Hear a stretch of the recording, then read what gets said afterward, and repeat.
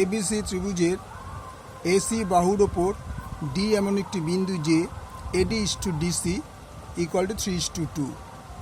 ABC ত্রিভুজের ক্ষেত্রফল option 18 বর্গ সেন্টিমিটার, বি অপশান 12 বর্গ সেন্টিমিটার, সি অপশান 15 বর্গ সেন্টিমিটার, সি অপশান এটা ডি অপশান হবে, ডি অপশান 30 বর্গ সেন্টিমিটার।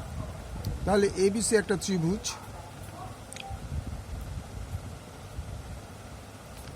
এবিসি একটা ত্রিভুজ। এবিসির এসি বাহুর উপর একটা বিন্দু ডি, বিডি যোগ করা হলো।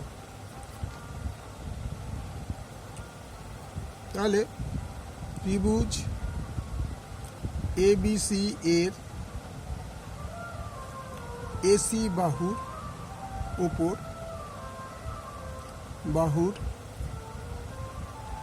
এসি বাহুর ওপর ডি একটি বিন্দু,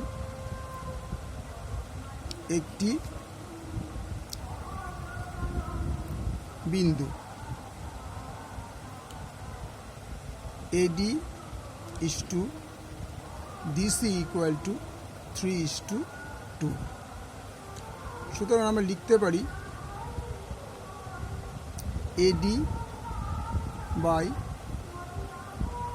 ডিসি ইকুয়াল টু 3/2।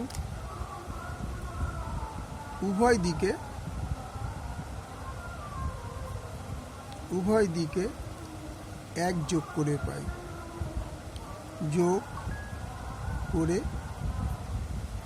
তাহলে কি দাঁড়ায় AD by DC plus 1 3/2 plus 1 বা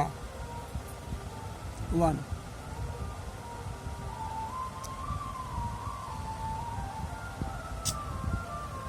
বা AD plus DC by DC equal to 2-3-5-2।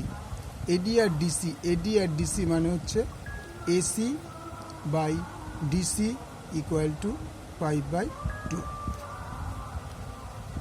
B বিন্দু থেকে এবার বি বিন্দু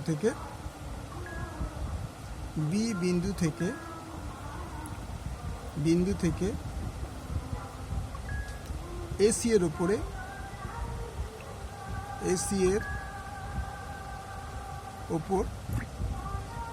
বিই লম্ব টানলাম,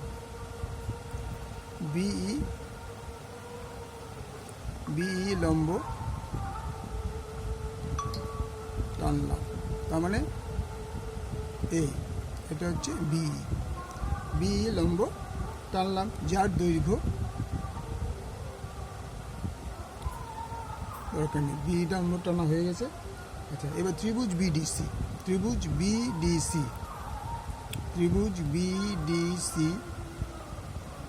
এর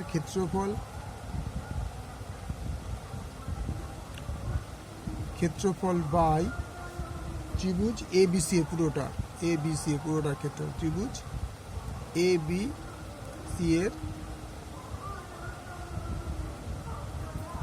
ক্ষেত্রফল।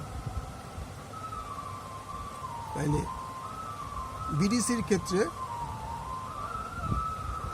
Half 1/2 into DC, that means এইটুকু, ডিসি ইন্টু লম্বটা হবে কিন্তু বি, যেটা এটা এক্সটেন্ড করা হয়েছে, বি বাই 1/2 এবিসি বলতে লম্বটা হচ্ছে এসি ইন্টু বি। তাহলে হাফ কেটে গেল, বি কেটে গেল, equal to DC by AC. তো DC by AC equal to আমি কী পেয়েছিলাম, AC by DC equal to আমি পেয়েছিলাম 5/2, কিন্তু আমাদের এখানে এসে গেল ডিসি বাই এসি, তার মানে DC by AC equal to উল্টোটা হয়ে যাবে 2/5। সুতরাং ত্রিভুজ বিডিসি এর ক্ষেত্রফল ক্ষেত্রফল ইকুয়াল টু ত্রিভুজ এ বি সি এর ক্ষেত্রফল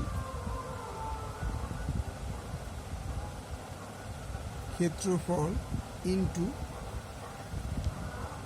2/5 ইকুয়াল টু এবিসি এর ক্ষেত্রফল বলে দেওয়া ছিল 40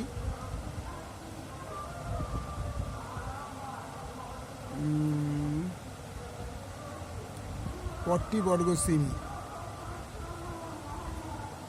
ক্ষেত্রফল এবিসি ত্রিভুজের ক্ষেত্রফল 40 বর্গ সেমি, 40 বর্গ সেমি। তাহলে 40 ইন্টু 2/5, 5 40, 8 দুগুণে 16 বর্গ সেমি। ত্রিভুজের ক্ষেত্রফল এখানে লেখা হয়নি, ত্রিভুজের ক্ষেত্রফল ছিল 40 বর্গ সেমি। সুতরাং ত্রিভুজের বিডিসি ত্রিভুজের ক্ষেত্রফল কত হলে বিডিসি ত্রিভুজের ক্ষেত্রফল কত? ত্রিভুজের ক্ষেত্রফল কত? তাহলে বিডিসি ত্রিভুজের ক্ষেত্রফল হলো 16 বর্গ সেমি। 16 বর্গ সেমি।